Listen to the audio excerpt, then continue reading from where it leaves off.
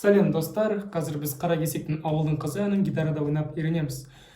Ең алдымен аккордтарды ойнап үйренбестен бұрын, біздер жаңағы мен ойнаған мелодияны үйреніп алайық.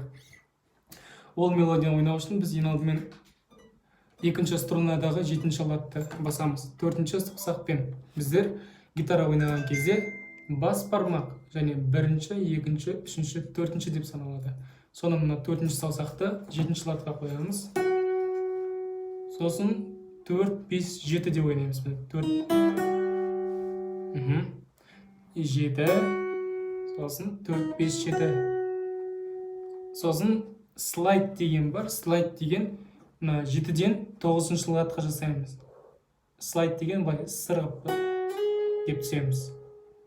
То есть 7, 4, 5, 7, потом слайд. Обратно 4-пен неге шығамыз? 7-ге. Потом 4, 5 деп ойнаймыз. Енді барлығын қосам. 7, 4, 5. Одан соң екінші латқа барамыз. 2, 4, 5 деп ойнаймыз. Бұл жерде мен бұлай ойнадым. 2-ні бұлай 1-ші саусақпен, сосын 1-ші саусақпен түсіп кеттім. 4-ке. Сосын 5-пен 2-ші саусақта. Сосын 7, 5, 2, 4. Түгелде ойнайым.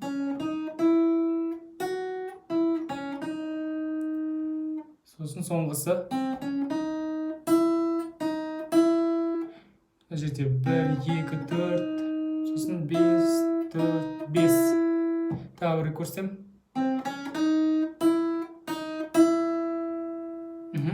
Енді басынан бастап.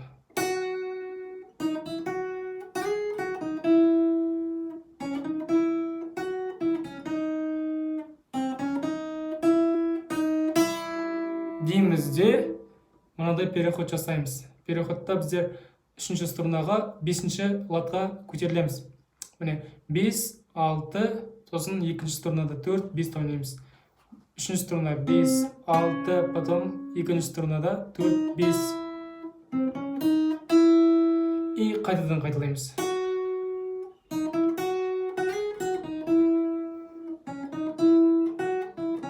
И соңғы жағында кішкене өзгеріс бар. То есть мына жерге келген кезде біздер 5, 4, 2 деп ойнаймыз. Егер де мелодия түсінікті болған болса, аккордтарын үйреніп бастайық. Ең алдымен оригинал аккордтарды көрсетемін, одан кейін барайсыз аккордтарды. Оригинал аккордтар бұлар мынадай. F диез минор, бары 2-ші латта, 2 саусақ 4 пен 5-ші струналарда. Екінші аккорд бізде S диез минор деп айтылады. Бұл лат 4-ші және мына жерде AM аккорды. Одан кейін G диез. Мына жерден біздер, получается, AM-нан E-ге көтерілеміз аккордқа. Бұл яғни барай аккордтар. 3 аккорд керек бізге осы. Енді, егер де мұна барайны ұстай алмайтын болсаңыздар, бірақ та оригинал аккорд керек болса, сізге каподастр көмектеседі. Каподастр болса, жаңағы 4-ші латқа қоямызда, біздер D, M, A, M, потом E деген 3 аккордты ойнаймыз. Мен сендерге қазір мұна F диезімнен орнына, мұна жерде D, M аккордын ұстап үйрететін боламын. То есть жаңағы F диез минордың орнына, мен F диез минорды мұна жерден ұстаймын. D, M аккордымен. Екеуі бірдей. Так, енді барай ұстай алмайтын болсаңыздар, және де каподастр жоқ болса, онда мұна керек емес, мұна аккордтарды мұна жерде де ойнай аласыздар. D, M, A, M, потом E аккордтарымен ойнай аласыздар. Сіздерге мен қағыстың 2 түрін көрсетемін. Біріншісі жаңағы шертіп ойнау. Одан кейін екіншісі қағыспен.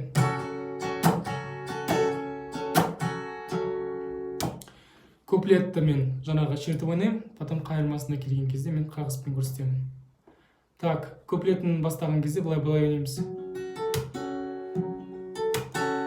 То есть мына жерде D, M, әлде F диез минор аккордын ұстаған кезде біз 4-ші струнадан бастаймыз. То есть 4, 3, 2, 1, сосын деп жауап қаламыз былай.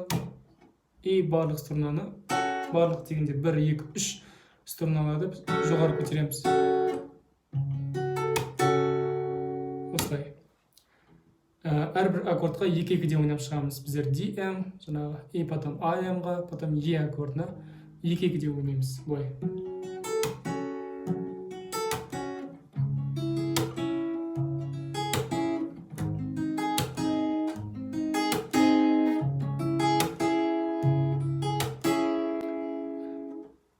Бастаған кезде былай болады. Қош келдің біздің ауылға, бұл ауылда біреу бар сенмен ауырған, ол көтеріп алып күнде ауырдан, көкті түнге тойып алып сен туралы сөйлеп, жалғық адам ед, қазір ашық күйдемін, қазір ашық күйдемін, естіп қал мені ескі сүйгенім, мен сүйген ауылдың деп қайырмасына келген кезде жаңағы қағысты ойнауға болады. Оны былай ойнаймыз біздер. То есть төмен, жоғары, жоғары, глушка, жоғары, жоғары.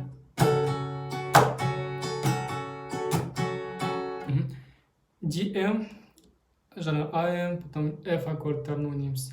Әрбір аккордқа біз 2-2-ден ойнаймыз. Мен сүйген ауылдың қызы, мен сенген ауылдың қызы, өзіне барғым келеді, өткеннің құлпын бұзып. Мен сүйген ауылдың қызы, қара қаттай қара көзі, орамалы басында, көйлегі ұзын.